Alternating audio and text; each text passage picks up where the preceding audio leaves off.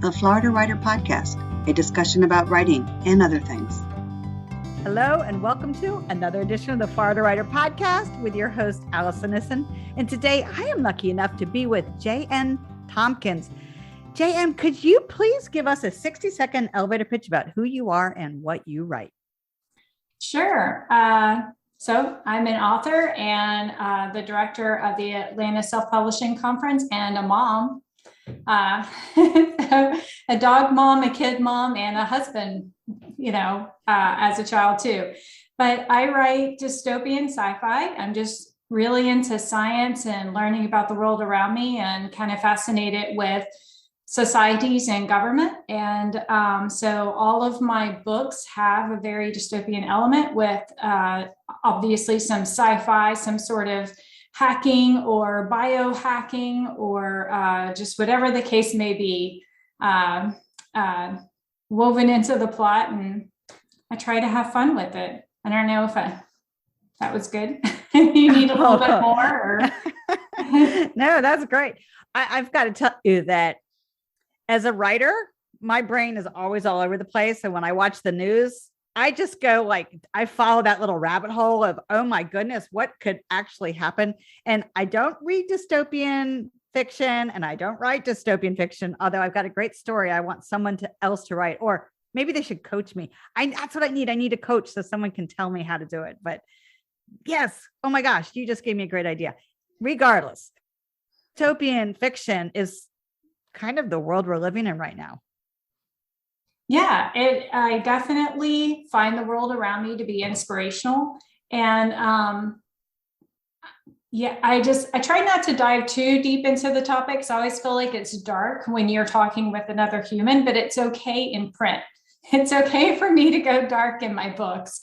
So I try not to take any political sides or anything like that, but I look around the world and I basically just kind of can't help but ask, we're all here together. We should all love one another and uplift one another. And I get very frustrated that we can't just get along, for lack of a better way to put it. And so that's kind of, I take the world around me and I take my frustrations with how we treat one another and weave it into a plot. And that's how I deal with my emotions about that. Very, very true. Do you think we'll ever have a perfect society where we don't have to talk about dystopian worlds? No, I don't.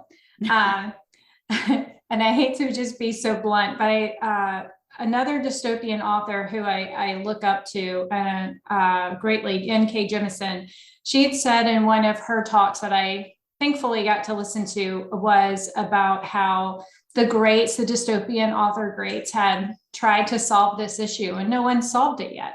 So I think we kind of find it that way. And I know we find the perspective in that way. And as I keep going down that rabbit hole, I keep thinking, really, we need everyone to have the same goals to create a utopia. And I just don't think that's possible.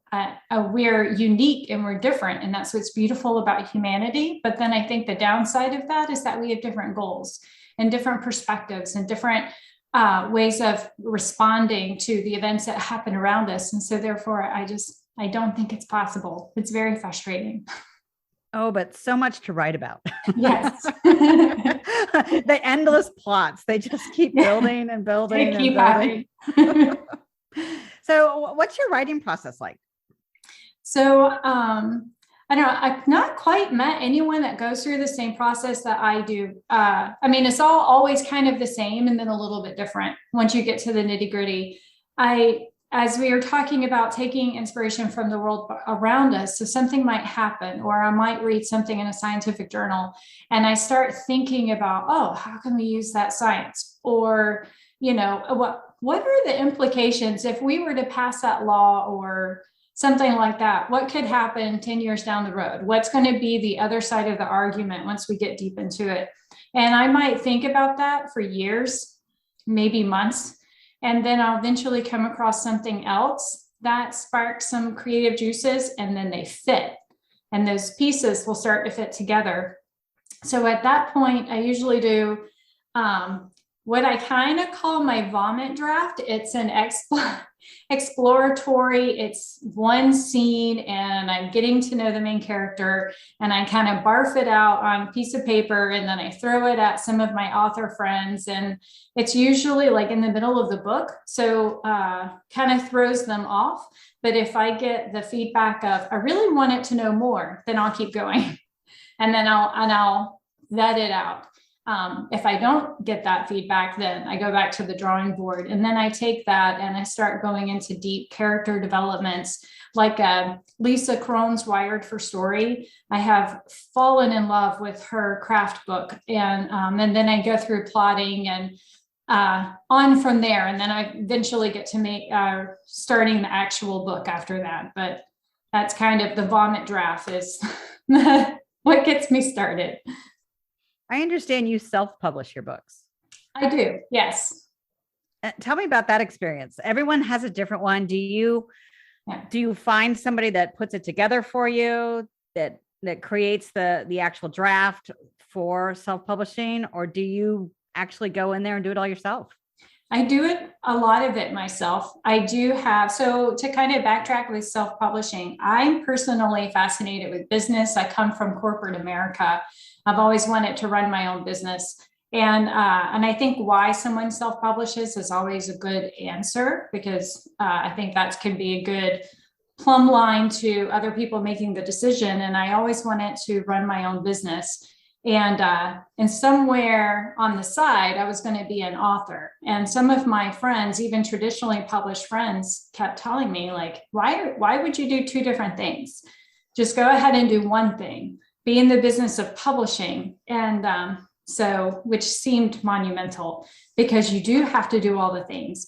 But I have a graphic designer, so that's someone that I definitely use for help. And I have an editor. But I do all the formatting and I put it all together. I kind of enjoy that. Though I know a lot of people who hire out for formatting. I have cried during formatting, so I can highly recommend hiring out for the formatting and not necessarily taking that on. But I do enjoy that part of the process. So I do that part myself. And then, click publish, and then I do all the other things. Oh, so tell me some of the other things. Marketing, definitely marketing, getting yourself out there, running ads, joining reader lists, doing newsletter swaps, and then analyzing, I think, is a huge part of what you do. You look at your business, everything from your copywriting to your book covers and just everything, and making sure that each step of the process converts a potential reader to a reader of your book. And analyzing is just a huge part of it as well. Well, treating your craft as a business is smart. It's so easy to say, oh, I want to be a writer, but there's so much more that goes into it. And today, even traditional publishers, you still need to go out there and do your own marketing. You still need to run your writing as a business. Otherwise, you'll get lost in the shuffle. Do you have a certain social media platform you prefer for advertising? How do you do that? So I use several myself, and I use Instagram, Twitter, Facebook, and I did join TikTok, though I have to admit, I just don't have a lot of time to give to it right now. So I'm on it. I'm trying sometimes. But for all authors alike, no matter what publishing path they choose, I definitely suggest picking one that's easiest for you. If you're visual, you take a lot of pictures, and Instagram could be really good. If you connect with a lot of people personally, Facebook could be good. If you're more about the words, which I'm sure a lot of us are, Twitter can be really good. Twitter seems to be more about the writers community than advertising, but so just use what comes easiest to you. That way it's not daunting to have to force yourself to go on there and come up with something to share. So that would be my recommendation there. Do what comes easy and natural. Tell me about the Atlanta Self-Publishing Conference that's coming up. Yeah, I'm so excited to have this opportunity by the Atlanta Writers Club, who is the supporting club of this new conference. Our inaugural conference is this year for the Atlanta Self-Publishing Conference on April 23rd. And so it's a conference, we are focused on self-publishing authors and people who are interested in it, but we have presentations on craft, on business, and on marketing. So traditionally, published authors can certainly learn a lot from the day as well. But I can't say I'm so excited about it. And I'm afraid that I'll talk too much about it. So I'm wondering where I should cut myself off. But we have networking events, from coffee and conversations in the morning to what we're calling genre tables that evening. So genre tables is that when you register for the conference, you register the genre that you write in, and we're taking the main genres. We have it kind of narrowed down. So forgive us if we don't get into the nitty gritty of genres, but that way we can have the table set out with the genre on the table. And when you walk into this networking event, find your table, like mine would be sci-fi. Find my sci-fi table, and then here's my people that we can beta read for one another, or do newsletter swaps, or just talk about what trends that we're seeing in the market. So lots of presentations, networking events, and more. That sounds really exciting. That sounds really exciting. I know the Florida Writers Association, we also have a conference coming up in October, and I'm super excited because I haven't announced this to the world yet, although they might know, is I have taken over as chair for the conference. I've stepped into some big shoes, but we're going to have a great conference. So I want to be plugged in with you so that I can learn from you, because it does sound like it's going to be a lot of fun, and that there's, I've self-published as well, and it is daunting, but yet it's fun and rewarding. You don't have the need to wait for 5-10 years for your book to come out, because it can come out when you're ready to have it come out.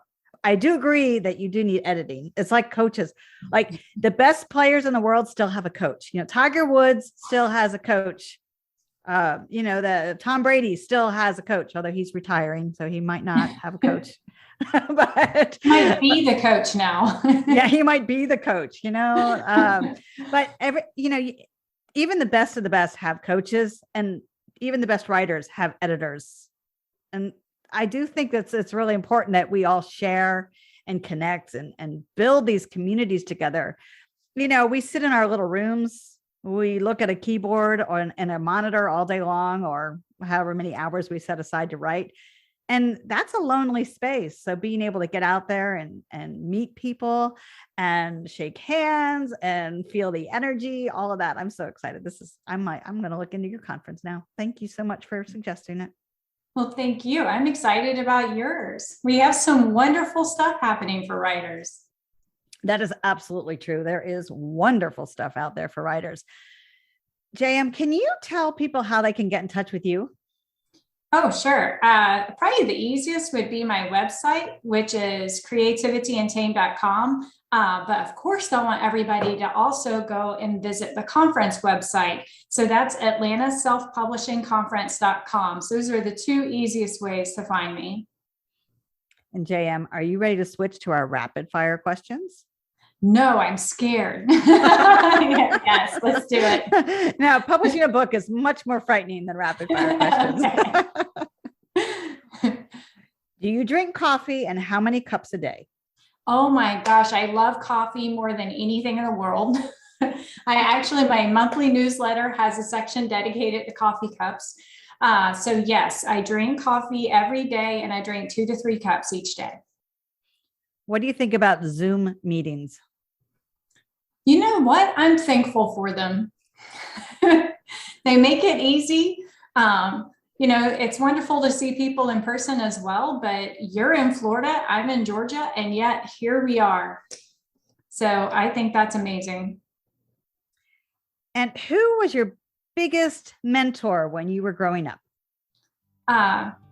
Mentor? So not someone necessarily like, my biggest mentor. This is really kind of funny, but when I was growing up, Monica Kaufman was on Channel 2 News, and I thought she was really cool. So it was actually a local local personality, but I really thought that she was pretty awesome. And I believe she's still on there. I don't really watch Channel 2 as much anymore, but yeah, she was really cool. Well, JM Tompkins, thank you so much for stopping by. Thank you for having me. I really appreciate you having me on the show today. You have been listening to another edition of the Florida Writer Podcast with your host, Alison Nissen. Alison out. We're all done. Woo! Woo! JM Tompkins was born in Atlanta and grew up in a small Georgia town. She studied at Emory University and worked as a flight attendant and within technology sales. Determined to make her life's goals come true, she started her own publishing company and began focusing on her true passions. As an author, she published at the age of 16 and had a popular poetry blog, published in several magazines, and began working on what would become the Habitual Humanity Series in 2012. She finally took the plunge in 2019 to begin publishing her own books. For more information about JM, visit her website at creativityuntamed.com. For more information about the Atlanta Self-Publishing Conference, visit their website at atlantaselfpublishingconference.com. And for more information about the Florida Writers Association and about all the exciting things we have coming up in the future, check us out at floridawriters.org. Until next time.